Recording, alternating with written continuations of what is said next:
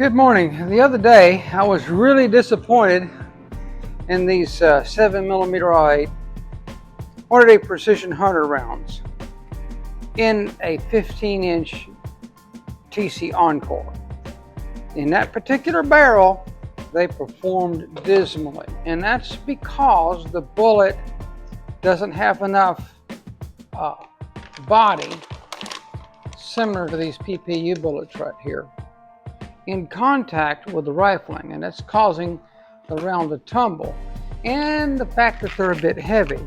We can compare these to our 120 grain Barnes rounds, and you see you got a bit more bullet, a tiny bit of bow tail down the end, but you got a bit more bullet making contact with the rifling. So what we're going to do today is we're going to build some rounds using our TSX Barnes bullets, which for some reason my 7mm love. And well, this is the results. You can see I had rounds keyholing. That's not the scope.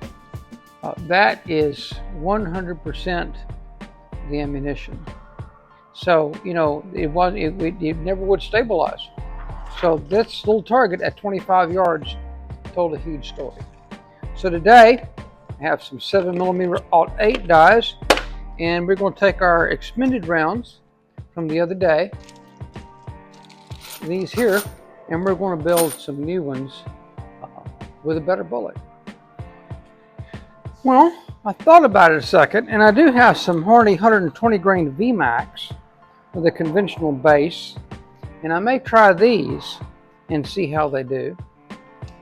And my other 7 did not like the PPU rounds. I don't know why, but I might try a couple of these just for grins. They're all the same weight, so we're going to use about the same powder charge. I may go to the store and grab some Rand Shop Big Game, because that's the recipe I have in my new reloading manual. Today I'm using Modern Reloading 2nd edition by Richard Lee, and this 2023 manual has 38,000 loads in it and a whole bunch of 7mm .08. Not comparatively that much, but way more than I've had in any other manual. Matter of fact, I don't have any other manual. So this is what we're going to use today. Okay, this is a new die set, so we're going to first set up our resizing die. Decapper. The probe is where it needs to be. That looks good. And let's rotate this thing on where it's all the way down. Close, but no cigar.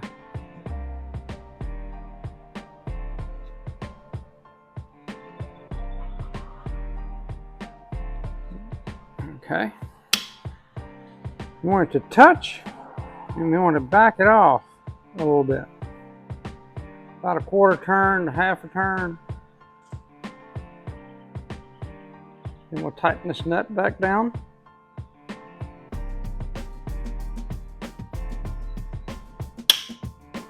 There we go.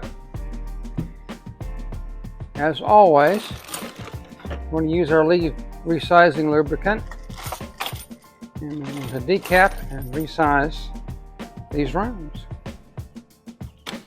Now I like to take, let me just put them all out here on the table. Put us a rag down here to put our lube cases on. My method of lubing cases is simple. Put a squirt between your fingers right here. I don't mind getting a little messy doing all this. And then your fingers like so. Don't put too much, just kind of twist that in and out. I'll get that much on that one. I can pull some of that off. This is on another cartridge. And I'll keep doing this. I don't want to get too dry with it, but I don't want to be too wet with it. So I can do, you know, 5 or 6 cases like that before I need to put another little dollop in my fingers like so, and not much. Squish that around good, spread it around. This is a very unscientific way of doing it, by the way. And voila, we've got our our cases lube. Now I'm going to get a little bit on the inside of the neck of these cases.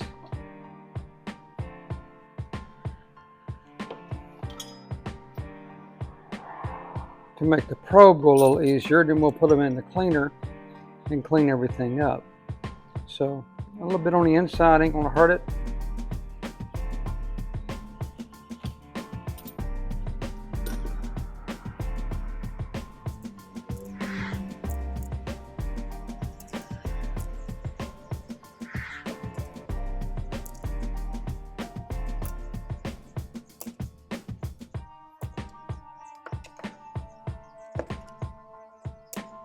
You could use a Q-tip or something just went inside. That was already done. That was done. These are all done. All right. So now we have lube cases. We're going to lube and deprime. We're going to resize. There we go. Resize and deprime. That one's good.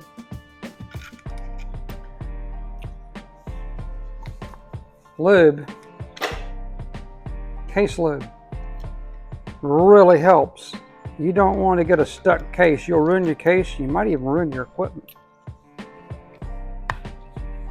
Which makes it so much easier to do this. And yes, you can do it with a hand press. The more you use a hand press, the more you like it. If you don't have a lot of space to work with. And here I don't. And like I say, down on the farm, I've got a whole setup for doing this and a progressive press in my shop. I don't know if I'm going to get back there anytime soon. We are where we are because of my wife's career, and we get moved around a lot. And at my age, I'm still working. I'm not fully retired. I have to say I'm semi-retired.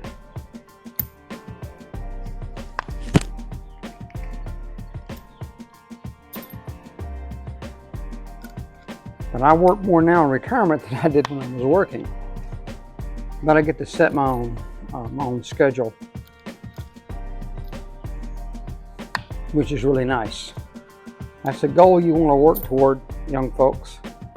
You want to be an old guy eventually with skills, a rare set of skills that are in demand, and then you know how to do things. I don't care what career you are. If you're an old guy that knows how to do things and do them well,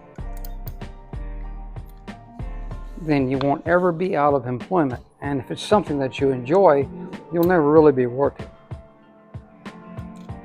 I enjoy doing this. Oddly. And last one. Done. Now, I have a press full of really full primers. Now, it is possible to recycle primers. I have so many on hand, I'm not going to worry about doing it. You know what? I'm seeing a lot of unburned primer here, unburned powder here. That's not what you want to find when you're depriming cases, is it?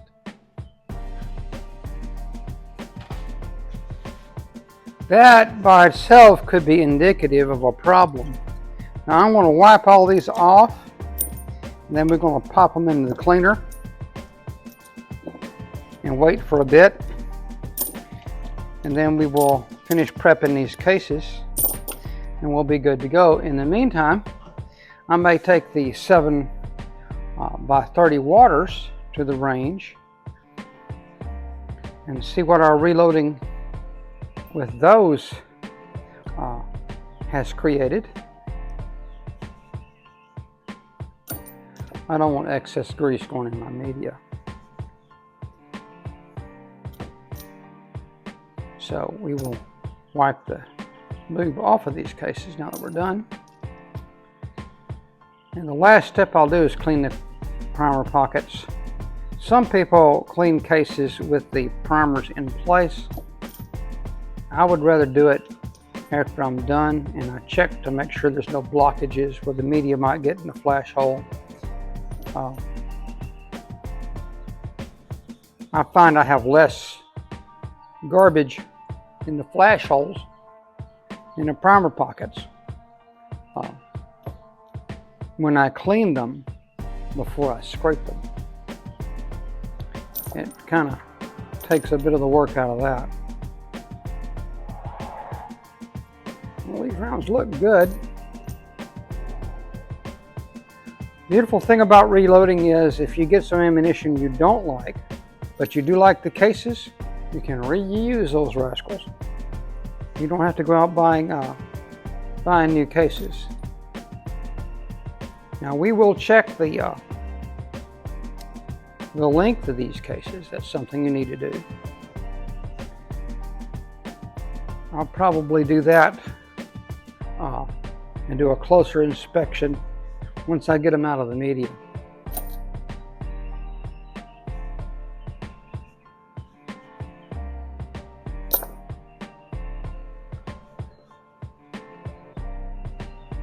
All right, those are all set.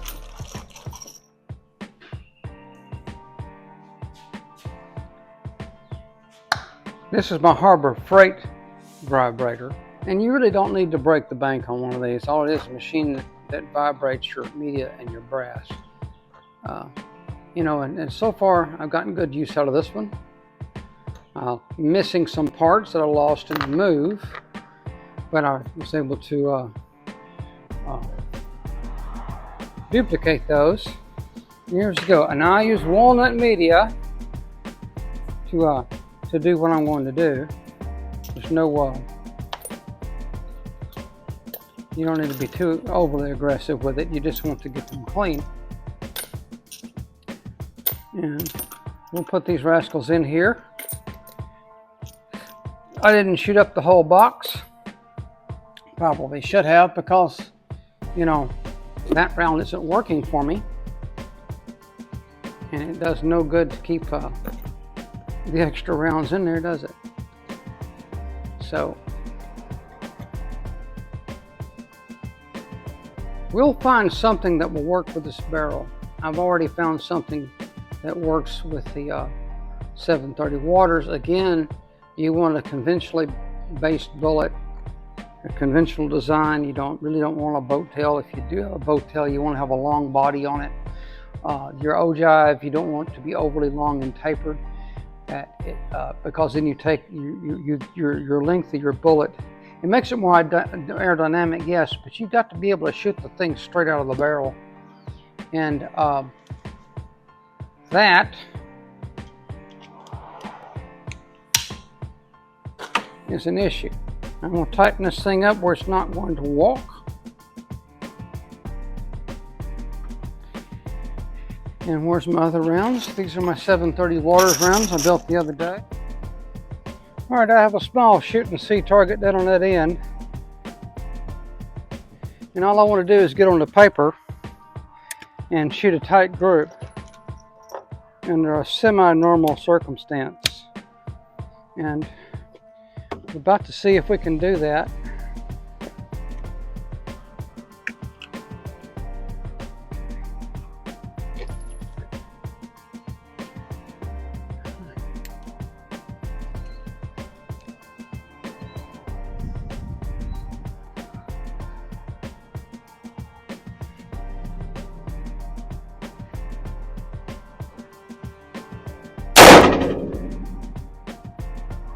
On the paper.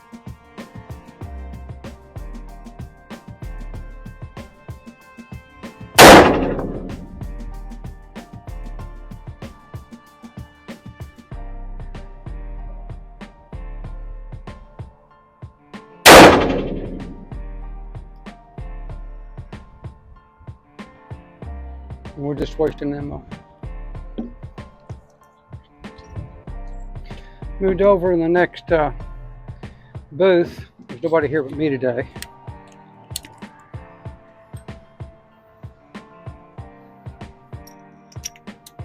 See if I can get on the bigger paper. If I can't do that, then I'm in trouble.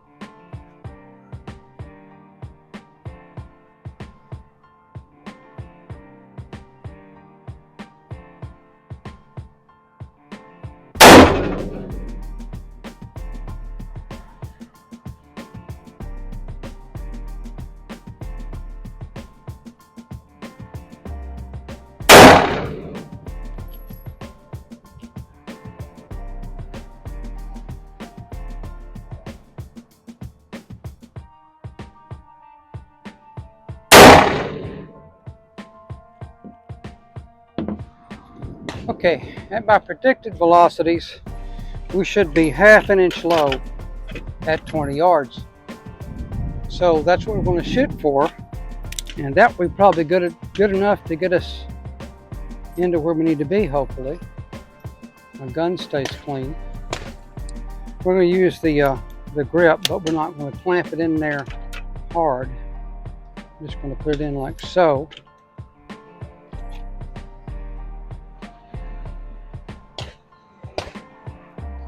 That's a lot steadier.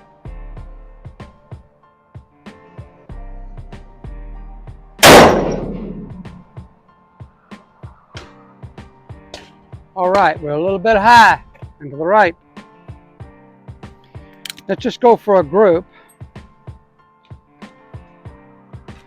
And then we'll lower it. If this thing is shooting groups, even at this range, especially tight groups at this range, then we're almost where we need to be.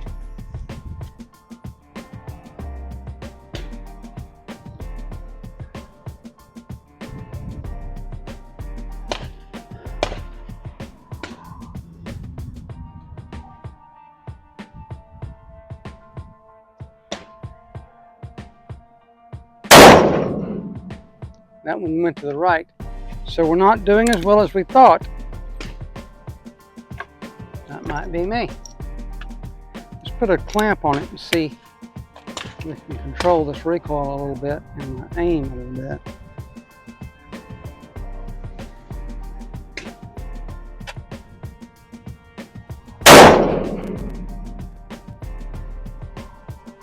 That's better. I need to adjust my trigger a little bit, I'm thinking. All right, we're shooting a decent group, but we're still not where we need to be. I may not have found my bullet. I may not have found the powder this gun likes. I'm gonna go down and take a look at that and see what we got.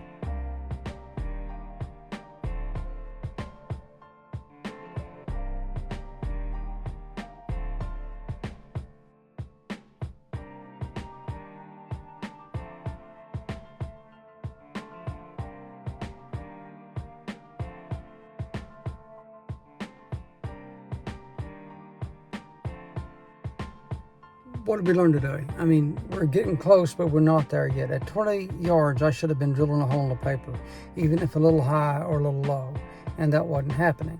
So I might need to tweak my overall length a little bit. I might need to back off in the powder load just a smidge to find a node.